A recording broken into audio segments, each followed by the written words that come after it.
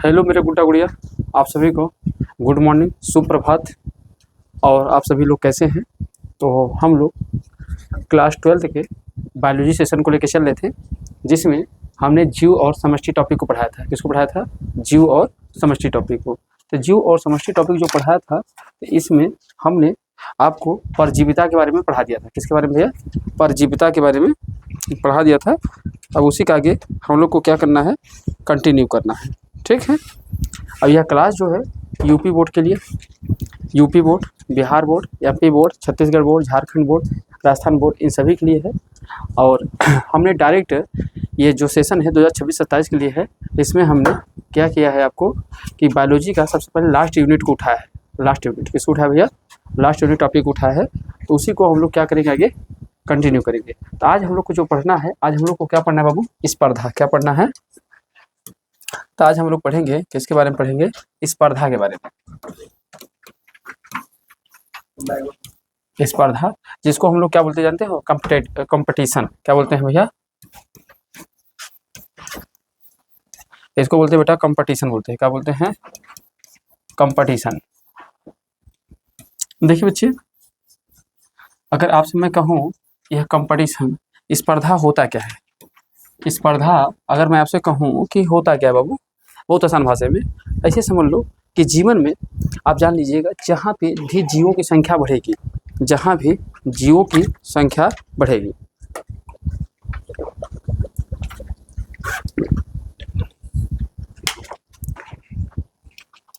जहाँ पर भी जीवों की संख्या बढ़ेगी, तो वहाँ पे क्या होगा कि संसाधन की कमी होगी। और जहाँ संसाधन का अभाव होगा, तो वहाँ पे जीव आपस में उस संसाधन के उपभोग के लिए संघर्ष करेंगे। अब जाहिर सी बात है, मान लो अगर 100 बिल्लियाँ हैं और मात्र वहाँ पे आधा लीटर दूध है, तो उस आधा लीटर दूध के लिए सभी बिल्ली आपस में संघर्ष करेंगे। और जो भी उसमें से ज़्यादा ताकतवर होगा, ज़्यादा अपने आप को सशक्त रखा होगा, ज़्यादा दक्ष होगा, वही उस दूध को पाएगा और वही सर्वाइव कर पाएगा। समझ रहे हैं ना? तो स्पर्धा का मतलब भी होता है कि क्या करना? संसाधन को लेकर संघर्ष होना, संसाधन को लेकर संघर्ष। तो बच्चे ध्यान देना है, संसाधन के लिए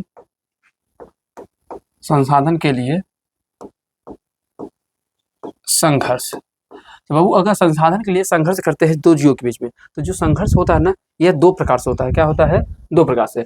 और इस संघर्ष में जानते हो, जब संसाधन के लिए संघर्ष होगा बेटा, तो दोनों ही जीवों को क्या होगा? हानि होगा। सबसे पहली बात, स्पर्धा किसे कहते हैं? स्पर्धा में ध्यान दीजिएगा, दोनों संसाधनों को लेकर दोनों ही जातियों को क्या होगा? लॉस होगा। जब दोनों ही जातियों को संसाधनों को लेकर हानि होता है, तो उसी को हम लोग क्या कहते हैं? स्पर्धा। क्या बोलते हैं? स्पर्धा। तो कह सकते हो संसाधन के लिए दोनों जातियों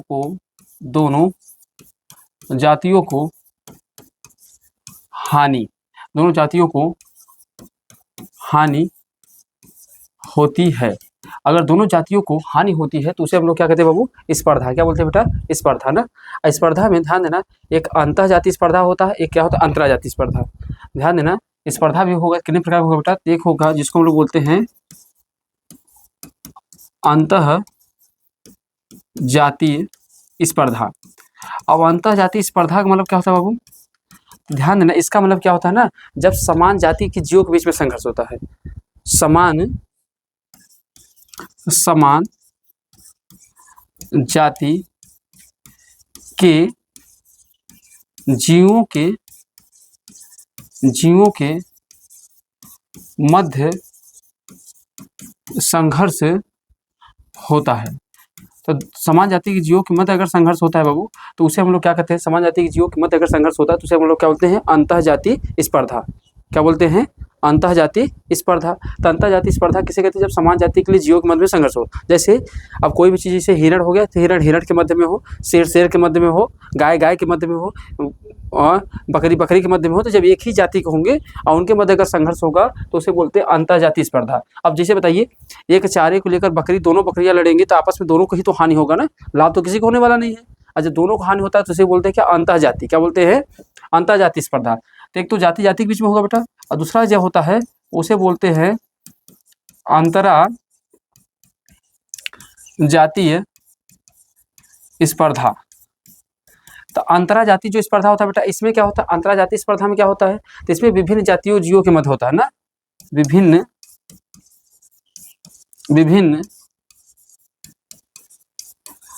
जातियों के मध्य स्पर्धा होती है। इसमें बाबू याद रखेंगे, विभिन्न जातियों के मध्य में क्या होती है? स्पर्धा होती है। ठीक है, तो याद रखेंगे। तो इस प्रकार इसी को हम लोग क्या कहते हैं? स्पर्धा। पर स्पर्धा बेटा कुछ पॉइंट और हमको अलग से देखना होंगे। जैसे इसी मात्रा जानते हो क्या होता है?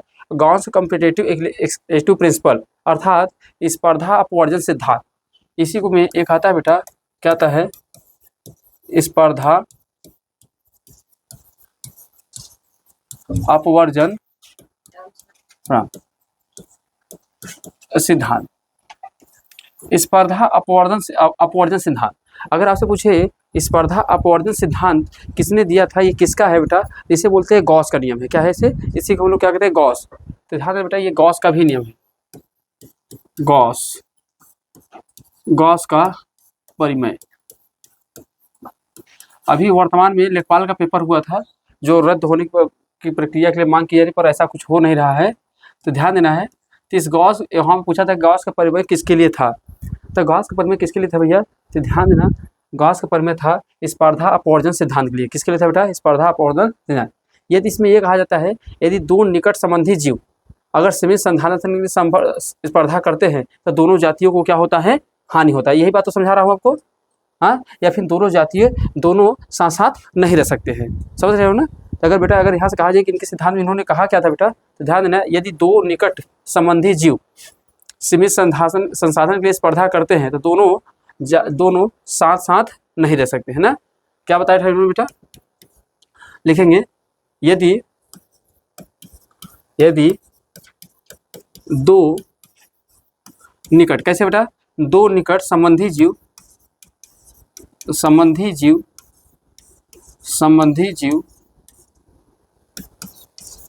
सीमित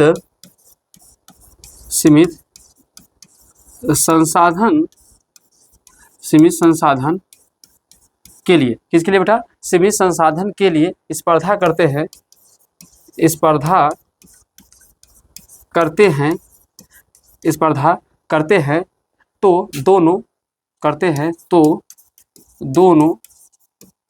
दोनों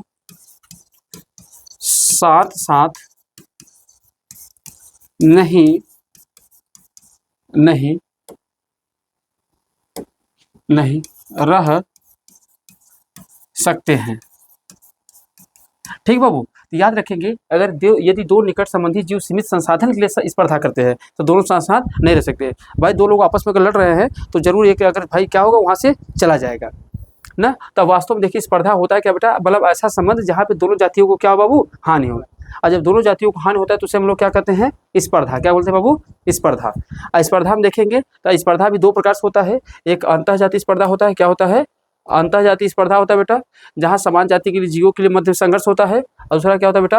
अंतराजातीय स्पर्धा, जब अलग अलग जातियों के मध्य में क्या होता है? संघर्ष होता है। तो इस प्रकार से देखेंगे स्पर्धा कितने प्रकार हो? दो।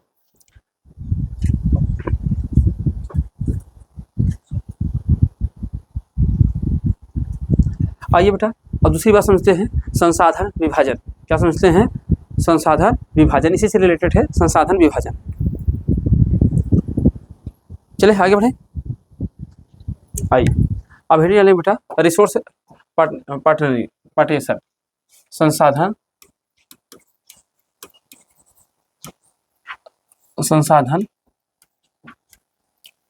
विभाजन। अब देखो बच्चे, अगर संसाधन विभाजन की बात करेंगे बेटा, कि संसाधन विभाजन है क्या।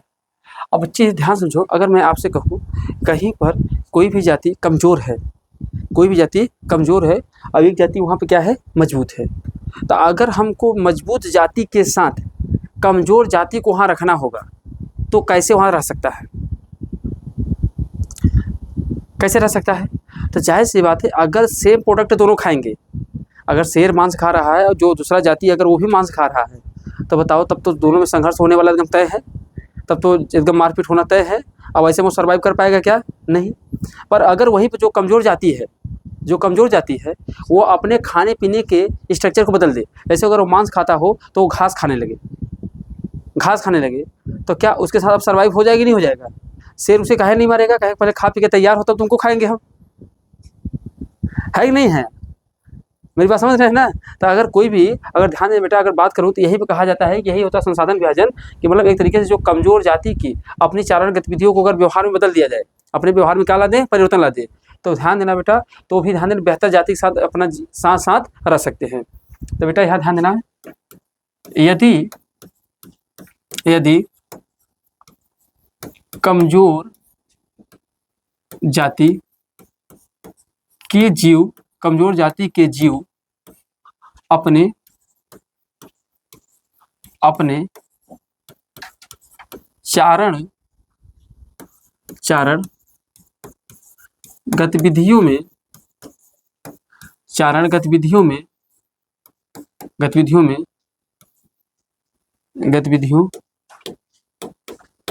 के व्यवहार में परिवर्तन, चारण गतिविधियों के व्यवहार में परिवर्तन लाकर बेहतर जाति के साथ रह सकते हैं। तो बेटा ध्यान देना, उनको रहना होगा, तो बेहतर जाति के साथ अगर रहना होगा तो उन्हें अपने क्या करना पड़ेगा, अपने चारण गतिविधियों में क्या लाना पड़ेगा, परिवर्तन। और जब परिवर्तन ला देंगे तो दोनों साथ साथ क्या सकते हैं, रह सकते हैं, ठीक है ना, दोनों साथ साथ भी क्या रह सकते हैं, रह सकते हैं बेटा। इसके अलावा बेटा यही पे आता है, एक होता है स्पर्धा मोचन। क्या होता है, स्पर्धा मोचन। अब आपसे कहा जाए बेटा कि ये क्वेश्चन होता है यहीं पर, स्पर्धा मोचन। अब स्पर्धा मोचन क्या होता है, स्पर्धा मोचन, देखो भैया, अगर मैं स्पर्धा मोचन की बात करूँगा बेटा, स्पर्धा मोचन क्या होता है, स्पर्धा मोचन क्या होता है बेटा। तो आप ऐसे समझो कि जो भी, अगर मान लीजिए कोई कमज़ोर जाति है और हम चाहते हैं कि वो वहाँ पर रहे, कोई कमज़ोर जाति है और मैं चाहता हूँ कि हर जंगल में वो क्या करे, निवास करे, तो जंगल में निवास करे या फिर जहाँ पर वो रह रहा है उसका अधिवास है वहाँ पर वो रहे, तो उसको रहने के लिए बेटा हमको क्या करना पड़ेगा, या तो हम लोग क्या करें, वहाँ से जो भी मजबूत जातियाँ हैं, जो भी क्या हो जाति हैं, मजबूत जातियाँ हैं, अगर उन्हें वहाँ से हटा देंगे जो उसको नुकसान पहुँचा रही हैं, तो बताओ फिर वो आराम से उसके भौगोलिक क्षेत्र में विस्तार हो जाएगा, नहीं हो जाएगा। जहाँ पे दो जातियाँ रह रही, एक जातियाँ मजबूत है और उस मजबूत जातियों के कारण जो कमज़ोर जाति है सर्वाइव नहीं कर पा रहा है, वह समाप्त हो जा रहा है। तो हम क्या करें, कृत्रिम रूप से जो मजबूत जातियाँ हो उन्हें वहाँ से हटा दें, और जब हटा देंगे तो इनके ऊपर कोई खतरा रहेगा नहीं, कोई नुकसान रहेगा नहीं, तो इनकी संख्या क्या होगी, कमज़ोर जातियों की बेहतर ढंग से क्या हो जाएगी, बढ़ जाएगी। बात समझ रहे नहीं समझ रहे हैं। तो बेटा इस तरीके से इसी बोलते हैं क्या, स्पर्धा मोचन। तो सीधे सीधे कर सकते हो क्या, मजबूत जाति को कृत्रिम रूप से हटा देने पर, क्या करने पर, मजबूत जाति को कृत्रिम रूप से हटा देने पर कमज़ोर जाति के, कमज़ोर जो जाति होगा बेटा क्या होगा, कमज़ोर जाति का भौगोलिक क्षेत्र का विस्तार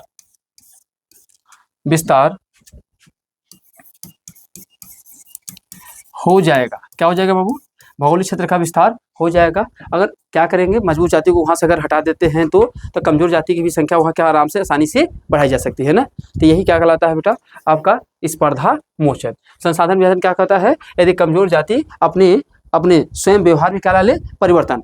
जैसे अगर वो घास खाते होंगे तो क्या खाने लगे, मांस खाने लगे, तो मांस वाले से क्या हो जाएंगे, घास खाने वाले से क्या हो जाएंगे, अलग हो जाएंगी। तो आराम से दोनों साथ साथ रह सकती हैं। ठीक है ना, आई बात समझ में, कोई दिक्कत? आइए फट से इसको कर लिए बेटा। अब अगर हम डालते हैं सभोजता,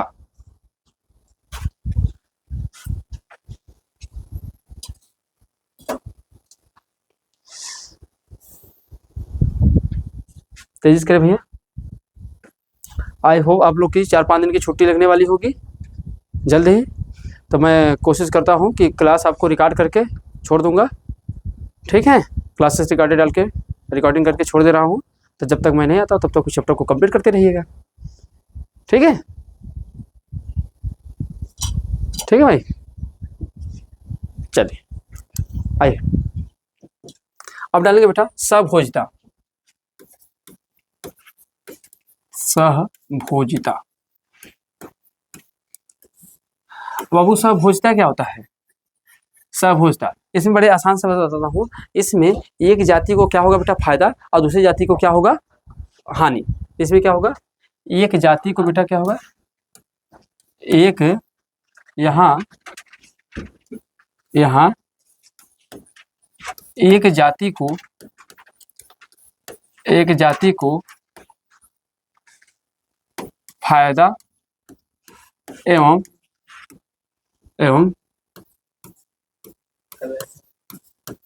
दूसरी जाति को हानि।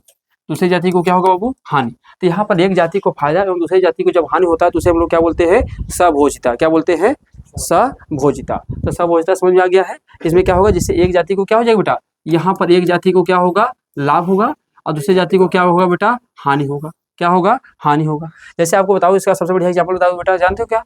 जैसे यहाँ पर क्या है, अधिपाद, ध्यान देना, एक है अधिपादव। अधिपादव, अब जो अधिपादव है बेटा, इसमें क्या होता है, अधिपादव में जो आर्किड होता है, क्या होता है,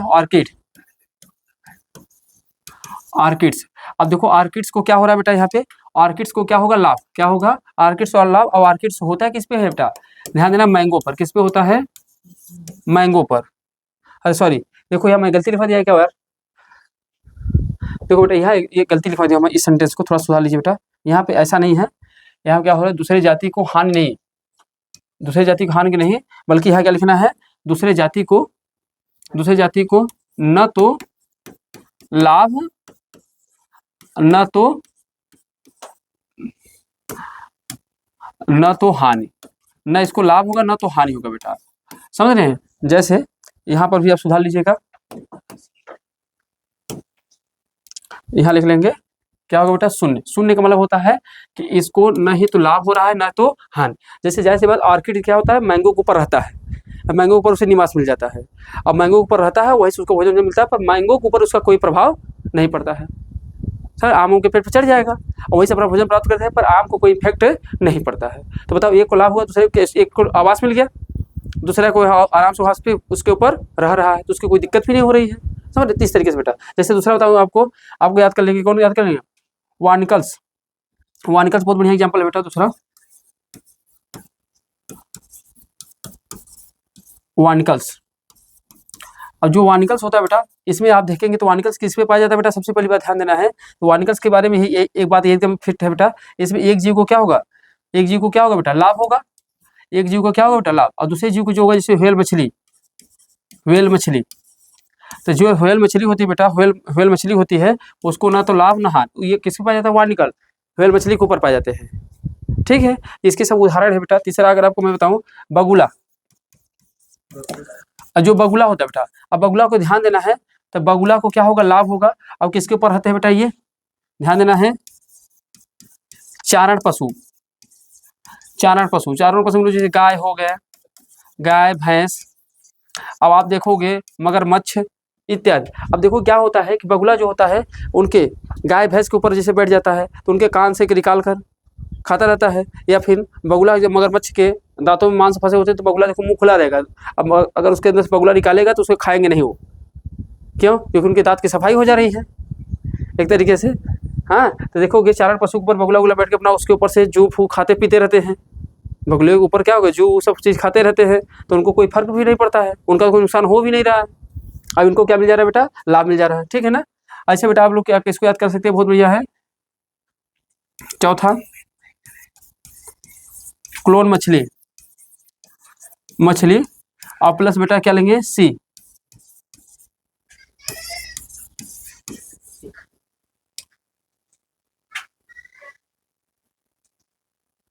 सी एनिमल। इन दोनों के बीच भी देखेंगे बेटा तो सेम सेम कंडीशन, यहाँ पे इसको लाभ मिलेगा और यहाँ पे इसको क्या मिलेगा, ना लाभ ना तो हानि। इसके एग्जाम्पल आप देखना चाहे तो बेटा ये सभी एग्जाम्पल दे सकते हैं, अधिपादप के वार्निकल्स को, बगुला का और मछली सब का, ये सभी क्या बेटा, सभोजिता बात है, किसमें आते हैं, सभोजिता में। क्लियर है। एक बार मेरे पढ़ाने के बाद आप एनसीईआरटी बुक जरूर पढ़िएगा, मेरे पढ़ाने के बाद आप एनसीईआरटी बुक जरूर पढ़िएगा, ठीक है। जब एनसीईआरटी बुक पढ़ेंगे तो ये सब चीज़ें और बढ़िया क्लियर हो जाएंगी। एक जाति को लाभ, दूसरी जाति को न लाभ ही न तो हानि, तो उसी को हम लोग क्या बोलते हैं, सभोजिता, ठीक है। अब अगला डालेंगे सहोपकारिता, क्या होता है,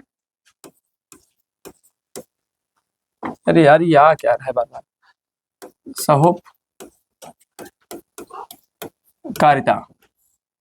अगर मैं सहोपकारिता कहूँ बेटा कि सहोपकारिता किसे कहते हैं, सहोपकारिता का इसका बड़ा आसान है, इसमें दोनों जीव को क्या होने वाला है बेटा, लाभ, इसमें दोनों जीव को क्या होने वाला है, लाभ।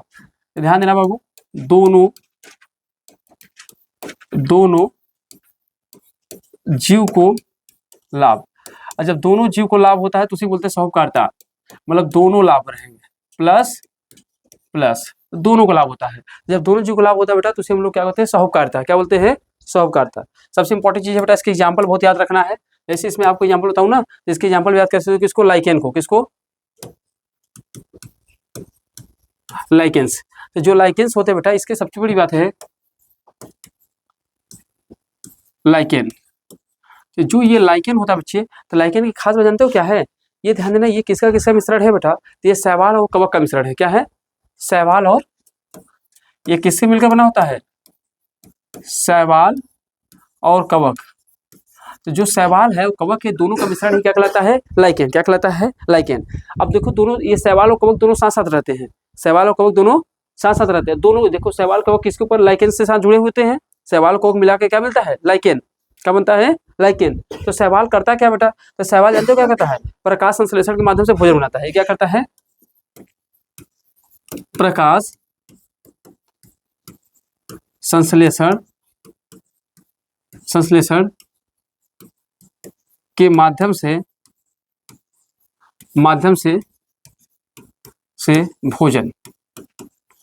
भोजन बनाता है। तो ध्यान देना बच्चे, यहाँ से एक पॉइंट याद रखेंगे कि प्रकाश संश्लेषण के माध्यम से ये क्या बनाता है बच्चे, भोजन। तो आपसे पूछा जाए प्रकाश संश्लेषण के माध्यम से भोजन कौन बनाता है, शैवाल बनाता है। अब कवक क्या करता है बेटा, कवक क्या करता है, तो कवक जल खनिज को अवशोषण करता है। क्या करता है, जल खनिज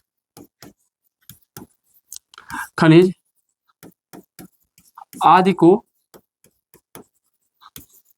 अवशोषण करता है। अब बताओ प्लांट, अगर ये शैवाल भोजन बना रहा है तो कैसे बना रहा है, इसको जल चाहिए कि नहीं चाहिए, खनिज चाहिए कि नहीं चाहिए, तो यही जल खनिज ये पहुंचा देगा, ये प्रकाश संश्लेषण करके क्या बना देंगे, दोनों भोजन, और दोनों साथ साथ रह के जीवन जीते रहते हैं। तो ऐसे वाले को हम लोग क्या बोलते हैं, सहोपकारिता, क्या बोलते हैं बेटा, सहोपकारिता। और सबसे बड़ी बात बेटा लाइकेन, ध्यान देना, एक क्वेश्चन बनता है, यह प्रदूषण का सूचक होता है, प्रदूषण का सूचक है। तो बेटा याद रखेंगे, अगर आपसे क्वेश्चन पूछ ले लाइकेन क्या, किसका प्रदूषण का सूचक कौन होता है, तो आपका कौन होता है, लाइकेन। ऐसे बेटा दूसरा एग्जांपल बताऊं तो आपको कौन सा है, माइकोराइजिया। तो जो माइकोराइजा है, या माइकोराइजा लिखा रहता है, कोई दिक्कत नहीं है। तो जो माइकोराइजा बेटा ना, ये ध्यान देना बहुत इंपॉर्टेंट है, ध्यान देना माइकोराइजा। तो जो माइकोराइजा बेटा ये किसमें पाया जाता है मालूम है, तो जो चीड़ हो गया, आर्किड हो गया, लीची हो गया, रेफ्लेसिया इत्यादि में प्राप्त पाया जाता है। किसमें पाया जाता है, तो बेटा ध्यान देना है, चीड़, आर्किडी हो गया बेटा, बात नहीं, आर्किड हो गया, चीड़, आर्किड, लीची, रिफ्लेसिया,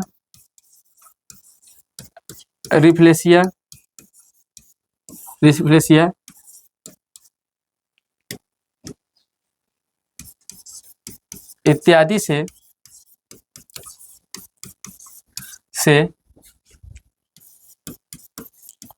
प्राप्त होता है। इत्यादि से क्या होता है बेटा? प्राप्त होता है। अब ये ध्यान देना है, अगर देखा जाए तो ये एक प्रकार से क्या है? कवक मूल है। क्या है बेटा? कवक मूल है। कवक मूल है। और दूसरी बात बेटा, यहाँ पर अगली बात करेंगे जिसके बारे में कोई ध्यान है, उच्च पादप है। कैसे बेटा है? उच्च पादप है। देखो आपको ये तो पता है ना कि ये क्या है बेटा? सहकारिता उदाहरण। इसमें दो के दोनों जीव जो इसमें जुड़े हुए, तो दोनों जीव जो जुड़े हुए हैं आपस में दोनों को लाभ होने वाला है। अब इसकी चीड़ के साथ जुड़ा हुआ है, आर्किड के साथ लीची, लिफ्रेसेस इत्यादि पाया जा रहा है, तो मतलब इसको चीड़ को माइकोराइजा से लाभ होगा और माइकोराइजा को किससे लाभ होगा? चीड़ से। जब दोनों को लाभ होने लगे तो उसी को हम लोग बोलते हैं क्या? सहोकारिता। आई बात समझ में? समझे नहीं समझे? इसके अलावा बेटा आप एग्जाम्पल और किसको याद कर सकते हैं बेटा? सबसे बढ़िया एग्जाम्पल आपको बताता हूँ, मधुमक्खी और प्लस पुष्प।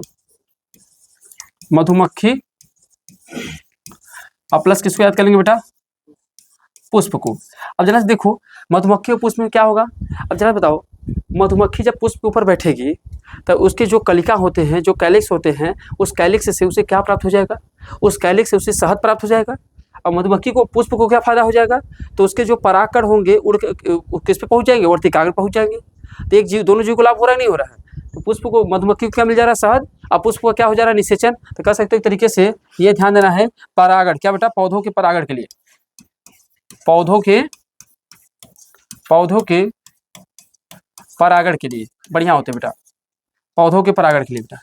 और कौन सी एग्जाम्पल होते बेटा बड़ा इंपॉर्टेंट? जैसे जंतु एवं पक्षी, जंतु और पक्षी बेटा, इसका भी उदाहरण ले सकते हैं। जंतु और प्लस पक्षी बेटा। अब जंतु प्लस पक्षी में क्या लाभ है बेटा? अब बताओ, जंतु प्लस, ये जंतु जो होते हैं बेटा, ध्यान देना है, जंतु और पक्षी का भी आप कर सकते हो बेटा यहाँ पे इस तरीके से। हाँ,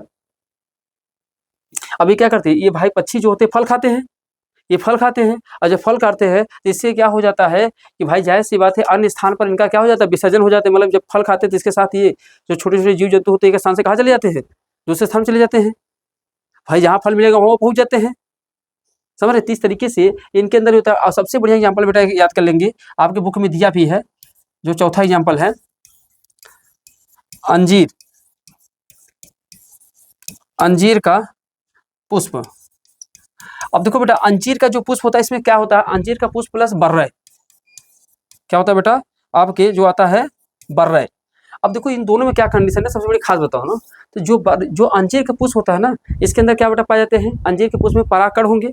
अंजीर के पुष्प में क्या होंगे बेटा? परागकण होंगे। अब परागकण होंगे तो कैसे होते हैं? तरल। अब देखो, अब ये पुष्प होता है, जो पुष्प होता है वो कैसा होता है? तरल और चिपचिपा होता है। कैसा होता है? तरल और चिपचिपा। और जब तरल चिपचिपा होता है तो परागकण जैसे मधुमक्खी इस पे जाएगी, मधुमक्खी इस पे जब पुष्प पे इस पे बैठेगी तो जो बर्रे होगा, बर्रे के तरल और चिपचिपा पदार्थ है। पुष्प कैसा होता है? तरल और चिपचिपा होता है। तो जैसे ही ये बर्रे इसके ऊपर बैठेगा तो इसके ऊपर क्या होगा? परागकण उसी ऊपर क्या हो जाएंगे? तरल चिपचिपा कलर क्या हो जाएगी? चिपक जाएंगे। और जब चिपक जाएंगे तो यही चीज़ें जब आगे बढ़ के क्या होंगी बेटा? जब चिपक जाएंगी तो होता क्या है? तो ध्यान दो, सीधे से परागकण चिपक जाते हैं जो परागण में सहायता करते हैं। ये क्या करेंगे? जब चिपक जाएंगे तो परागण में क्या करेंगे? सहायता करेंगे। और होगा क्या? लार्वा के अंजीर से क्या होता है? पोषण मिलता है।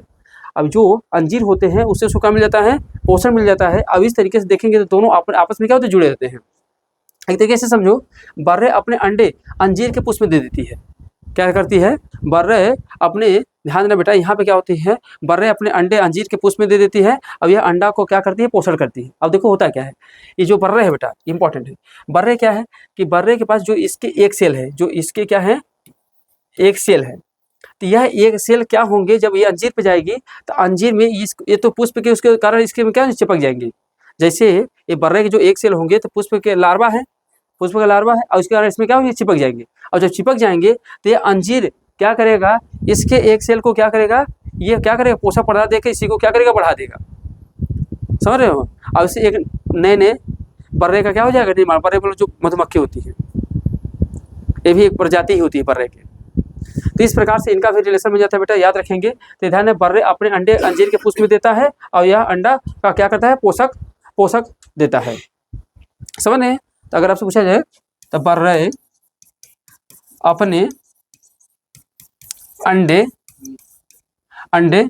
क्या करेगा बेटा? अंडे अंजीर के पुष्प पुष्प में देता है। कहाँ देता है? पुष्प में देता है। और यह अंडे को क्या देगा बेटा? पोषक देगा। क्या करेगा? यह अंडे को पोषक, अंडे को पोषक कौन देगा? अंजीर। कौन देगा बेटा? अंजीर देगा। अब इस तरीके से देखेंगे तो मधुमक्खी के बहुत सारे मतलब जो बर्रे होंगे उनकी संख्या क्या हो जाएगी? बढ़ जाएगी। तो एक तरीके से दोनों आपस में क्या है? जुड़े हुए हैं। तो इंपॉर्टेंट मुद्दा यह है कि यहाँ याद करने के लिए लाइकेन याद कर सकते हैं बेटा आप लोग, माइकोराइजा याद कर सकते हैं, जंतु और पक्षी के एग्जाम्पल याद कर सकते हैं। हाँ, मधुमक्खी पुष्प के एग्जाम्पल, अंजीर के पुष्प और बर्रे का। तो बहुत सारे उदाहरण है जिसको आप किस में डाल सकते हैं? सहोपकारिता में। ठीक है, तो यहाँ तक की बातें समझ में आएंगी नहीं बेटा? यहाँ तक की बात समझ में आए? इस तरीके से आप देखो सहोपकारिता मतलब सोचिए जब दो जीव आपस में जुड़े तो दोनों को क्या हो जाए? लाभ हो जाए। और जब दोनों को लाभ हो जाता है तो इसी को बोलते हैं क्या? सहोपकारिता। क्या बोलते हैं? सहोपकारिता। ठीक है, क्लियर मैटर? आगे चलिए अगला डालेंगे बेटा। अगला हम लोग डालेंगे, इसमें एक डालेंगे, नाम है लैंगिक कपट। एक आपके एनसीईआरटी में लिखा होगा लास्ट में लैंगिक कपट, जैसे सेक्सुअल डेट बोलते हैं। सेक्सुअल ड्राइट। अब देखो बेटा लैंगिक कपट के बारे में जरा सा मैं बोलता हूँ, लिख लीजिए सेंटेंस में तो तेजी से लिखेंगे। ये इसका एग्जाम्पल किसका मिलता है बेटा? आफरिस के पुष्प में। किसको मिलता है? आफरिस के पुष्प में ये मिलता है बेटा। देखेंगे जरा से इसके बारे में, देखेंगे इस पुष्प की पंखुड़ी का, जरा से इसके बारे में लिखिएगा, समझ जाएंगे। इस पुष्प की पंखुड़ी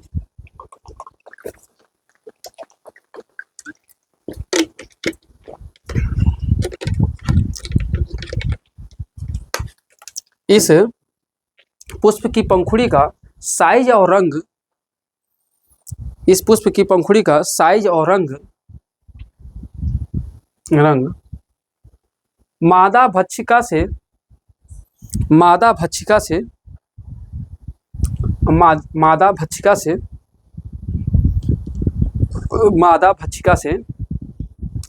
है, मादा भक्षिका से मिलता है। इसलिए नर भक्षिका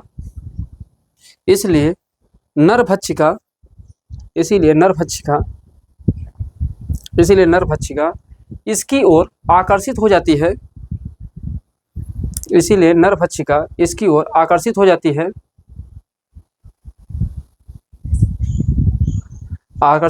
है, और पुष्प से पराग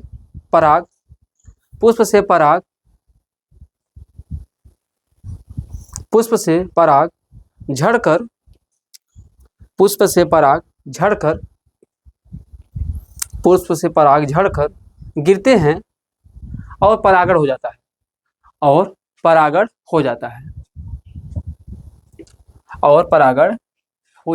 है।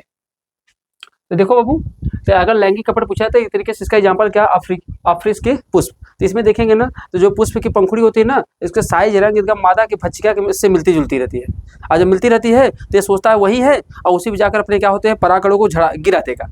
और जब गिरा देगा तो उससे नए उसका क्या हो जाएगा? जन्म हो जाएगा। तो इसी बोलते हैं लैंगिक कपट।